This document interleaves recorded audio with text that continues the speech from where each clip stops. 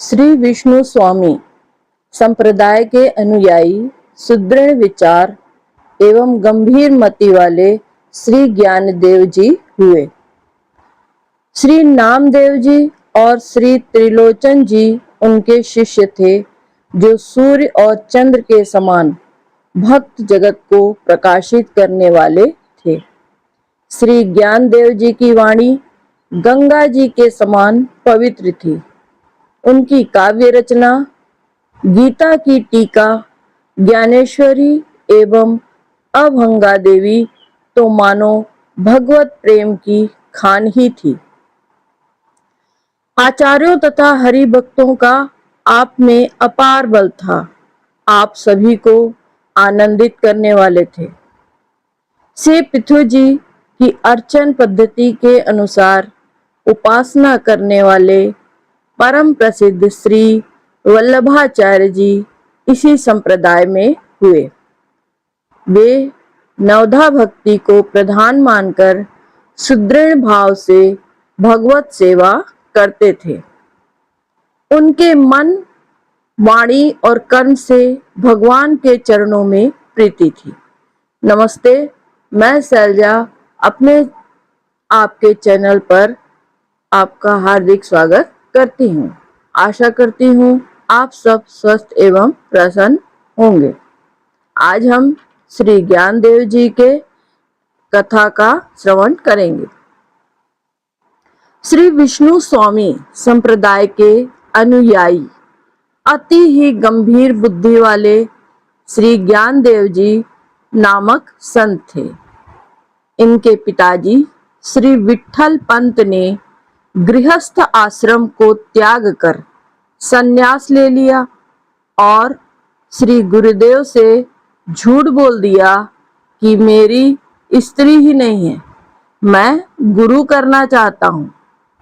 बाद में स्त्री ने सन्यासी होने की बात सुनी, तब वह आई और उसने उनके गुरु से सब बात कही।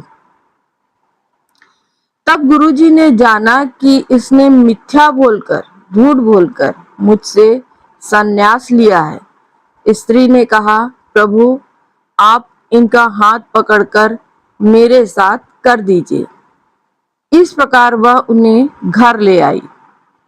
इससे कुटुंबी लोग अत्यंत रुष्ट हुए और इन्हें उन लोगों ने जात पात से बाहर निकाल दिया।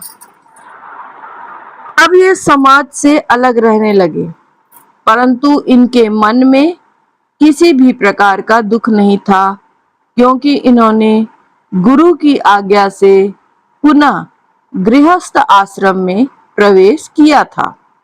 श्री विट्ठल पंत के द्वितीय पुत्र श्री निवृत्तिनाथ के छोटे भाई श्री ज्ञानेश्वर का जन्म संवत 1332 विक्रम भाद्र कृष्णमा अष्टमी की मध्यरात्रि में हुआ था। जब ये 5 वर्ष के थे, तभी इनके माता पिता धर्म मर्यादा की रक्षा के लिए त्रिवेणी संगम में अपने शरीरों को छोड़कर इहलोक से चले गए थे। श्री ज्ञानेश्वर से छोटे सोपान उस समय 4 वर्ष के थे और सबसे छोटी बहन मुक्ताबाई 3 वर्ष की थी। इस तरह से ये चारों बालक बचपन में ही माता पिता के बिना अनाथ हो गए थे। परंतु इनका चरित्र देखने से ऐसा मालूम होता था कि ये चारों भाई बहन इस प्रकार बाह्यतः अनाथों की सी अवस्था में ही नाथों के नाथ, सकल लोकनाथ का कार्य करने के लिए आए हुए महान आत्मा थे। ये मात्र पितृविहीन बालक कच्चा अन्न भिक्षा में मांग कर लाते और उससे जीवन निर्वाह करते हुए सदा भगवत भजन, भगवत कथा, कीर्तन और भगवत चर्चा में ही अपना समय व्यतीत करते थे। इनके सामने बड़ी से बड़ी कठिनाई इनके उपनयन संस्कार न होने की थी।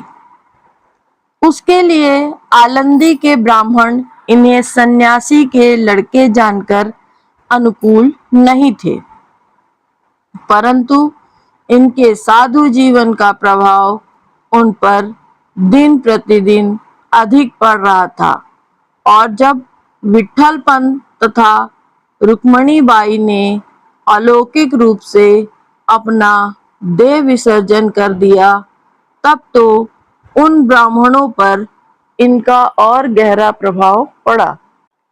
उनके हृदय में इन बालकों के प्रति सहानुभूति उत्पन्न हो गई और उन्होंने इन्हें सलाह दी कि तुम लोग पैठण जाओ।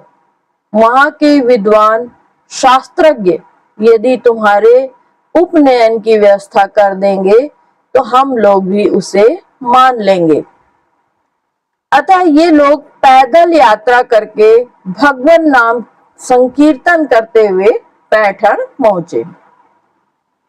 वहां इनके लिए ब्राह्मणों की सभा हुई, परंतु सभा में यही निश्चय हुआ कि इन बालकों की शुद्धि और किसी तरह भी नहीं हो सकती, केवल एक उपाय है और वह यही है कि अपने ऊपर हंसने वालों को और देह दृष्टि तथा लोक लाज को त्याग कर ये लोग कुत्ते, चांडाल और गौ समेत सबको भूमि पर लेटकर प्रणाम करें और इस प्रकार की भगवान की अनन्य भक्ति करें।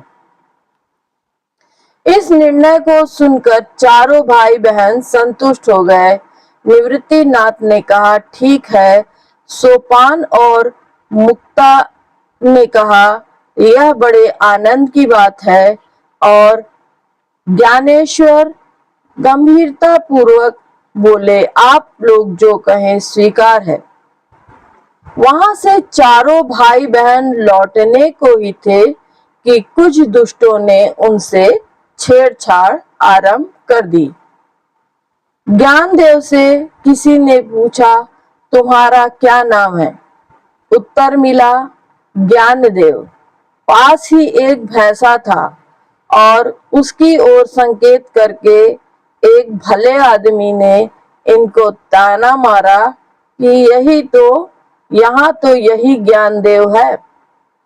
दिन भर बेचारा ज्ञान का ही तो बोझा ढोया करता है।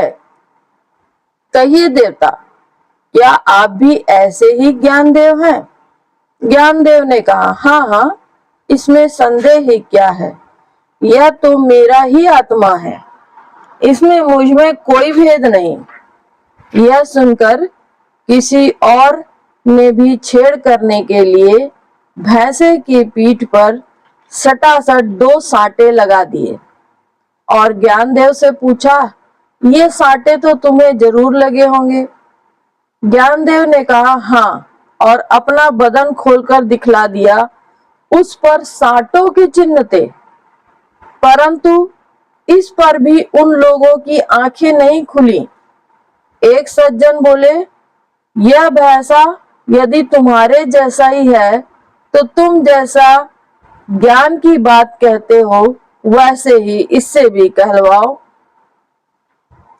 ज्ञानदेव ने भैंसे की पीठ पर हाथ रखा और हाथ रखते ही वह भैंसा ओम का उच्चारण करके वेद मंत्र बोलने लगा।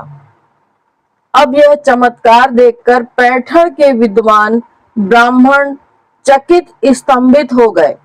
उन्होंने अब यह जाना कि ये साधारण मनुष्य नहीं, कोई महात्मा है। इससे उन पंडितों में भी भक्ति प्राप्त करने की रुचि जाग गई और उनका अहंकार दूर हो गया। उन्होंने आकर श्री ज्ञानदेव जी के चरण पकड़ लिए। भक्तों का सा सरल स्वभाव अपनाकर उन्होंने दीनता ग्रहण की। एक दिन एक ब्राह्मण के घर श्राद्ध के अवसर पर ज्ञानेश्वर ने ध्यान करके आगंतुक व्यम कहकर उसके पितरों को सशरीर बुला लिया और उन्हें भोजन करवाया। इस प्रकार इनकी अद्भुत सामर्थ्य देखकर पैठण के लोग इन पर मुग्ध हो गए और इनके पास आ आकर इनसे भगवान नाम कीर्तन और भगवत कथा श्रवण करने लगे। धर्मज्ञ ब्राह्मणों ने बड़ी नम्रता के साथ इन्हें शुद्धि पत्र लिखकर दे दिया। इसके पश्चात कुछ काल तक चारों भाई बहन पैठण में ही रहे। वहां ये लोग गोदावरी में स्नान करते, वेदांत की चर्चा करते, भगवान नाम का संकीर्तन करते, पुराणों का पठन करते और पैठण वासियों को भगवत भक्ति का मार्ग दिखाते। वहां रहते हुए भी ज्ञानेश्वर ने श्री मंचकराचार्य का भाष्य, श्री भागवत, महाभागवत, योग वासिष्ठ आदि ग्रंथ देख डाले और आगे जो ग्रंथ लिखे उनकी भूमिका भी वहीं तैयार कर ली। इस प्रकार कुछ काल तक पैठण वासियों को अपना अपूर्व सत्संग लाभ कराकर श्री ज्ञानेश्वर आदि ब्राह्मणों का दिया हुआ वह शुद्धि पत्र लेकर आले नामक स्थान से होते हुए नेवा से पहुंचे। इसी नेवा से में ज्ञानेश्वर महाराज ने गीता का ज्ञानेश्वरी भाष्य कहा, जिसे सच्चिदानंद जी ने लिखा। नेवासे से कुछ काल के लिए श्री ज्ञानेश्वर आदि चारों भाई बहन आलंदी चले गए। वहां के लोगों ने इस बार उनका बड़े आदर और प्रेम के साथ स्वागत किया। फिर जब ज्ञानेश्वर महाराज अपने भाई बहनों के सहित नेवा से लौट आए, तब उन्होंने सद्गुरु श्री निवृत्तिनाथ के सामने गीता का स्वानुभूत भाष्य कहना आरंभ कर दिया। उस समय तक श्री निवृत्तिनाथ 17 वर्ष के थे, श्री ज्ञानेश्वर 15 वर्ष के थे, सोपान देव 13 वर्ष के थे और मुक्ताबाई 11 वर्ष की हो चुकी थी। ज्ञानेश्वर महाराज ने अपने इन बाल जीवन में जो जो चमत्कार दिखलाए, उनमें सबसे बढ़कर चमत्कार तो यह ज्ञानेश्वरी ग्रंथ ही है, जिसे उन्होंने केवल 15 वर्ष की अवस्था में लिखाया था। संवत 1347 विक्रम में यह ज्ञानेश्वरी ग्रंथ पूर्ण हुआ था। इसके बाद श्री ज्ञानेश्वर ने तीर्थ यात्रा आरंभ की। यात्रा में गुरु निवृत्तिनाथ, सोपान देव, मुक्ताबाई भी साथ थे। कहते हैं इस यात्रा में विसोबा खेचर, गोरा कुम्हार, चोखा मेला, नरहरि सुनार आदि अन्य अनेक संत भी साथ हो लिए थे। सबसे पहले श्री ज्ञानेश्वर महाराज पंढरपुर गए, जहां उन्हें श्री विठल भगवान के दर्शन हुए तथा परम विठल भक्त श्री नामदेव से भेंट हुई।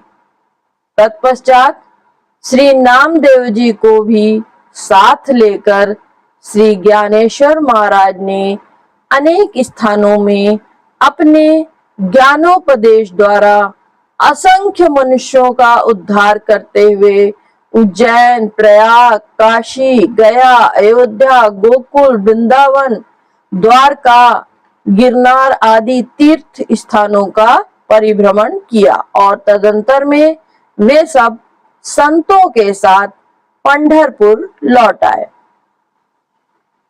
पैठण आदि स्थानों में श्री ज्ञानेश्वर महाराज ने जो अद्भुत चमत्कार दिखलाए, उनके कारण इन चारों भाई बहन का यश सर्वत्र फैल गया और सब दिशाओं में आत्र, जिज्ञासु, अर्थार्थी तथा ज्ञानी सब प्रकार के भगवत भक्त एवं योगी, यति, साधक आदि इनके दर्शनों के लिए आने लगे। ये बात उन दिनों की है जब ज्ञानदेव अलंदी नामक ग्राम में निवास कर रहे थे। उन्हीं दिनों श्री चांग देव नाम के एक सिद्ध योगीराज ताप्ती नदी के किनारे आश्रम बनाकर रहा करते थे। उनकी आयु और प्रतिष्ठा बहुत अधिक थी, साथ ही उनके शिष्यों की संख्या भी हजारों की संख्या में थी। इस बात का उन्हें अभिमान भी बहुत था। उन्होंने जब ज्ञानदेव की महिमा सुनी तो अपने हजारों शिष्यों को लेकर उनसे मिलने चल दिए। उस समय वे एक सिंह पर सवार थे। उनके एक हाथ में त्रिशूल और एक हाथ में सर्प का कोड़ा था। आलंदी गांव के समीप पहुंचकर चांगदेव के शिष्यों ने श्री ज्ञानदेव के पास जाकर उनसे अपने गुरु की आगमन की बात बताई। यह बात सुनकर श्री ज्ञानदेव जी के बड़े भाई श्री नृत्यनाथ जी ने ज्ञानदेव से कहा, चांगदेव हमारे अतिथि हैं, अतः उनके स्वागत के लिए तुम्हें जाना चाहिए। उस समय शीत ऋतु थी। ज्ञानदेव एक मिट्टी की दीवार पर बैठे धूप का सेवन कर रहे थे। चांगदेव के शिष्यों और अपने बड़े भाई की बात सुनकर उन्होंने दीवार से कहा, चल। वह मिट्टी की दीवार चल पड़ी। जब यह आश्चर्य चांगदेव ने देखा तो वे भी सिंह से कूदकर ज्ञानदेव जी के चरणों में गिर पड़े। उनका सिद्धि का अभिमान विगलित हो गया। उन्हें लगा कि सिंह तो चेतन प्राणी है, उसे वश में करना बहुत बड़ी बात नहीं है, परंतु ज्ञानदेव की महिमा तो अपार है। उन्होंने तो जड़ दीवार को ही चेतन बना दिया। श्री ज्ञानदेव जी ने उन्हें उठाया। उनकी कृपा दृष्टि पड़ते ही चांगदेव में भक्ति का संचार हो गया।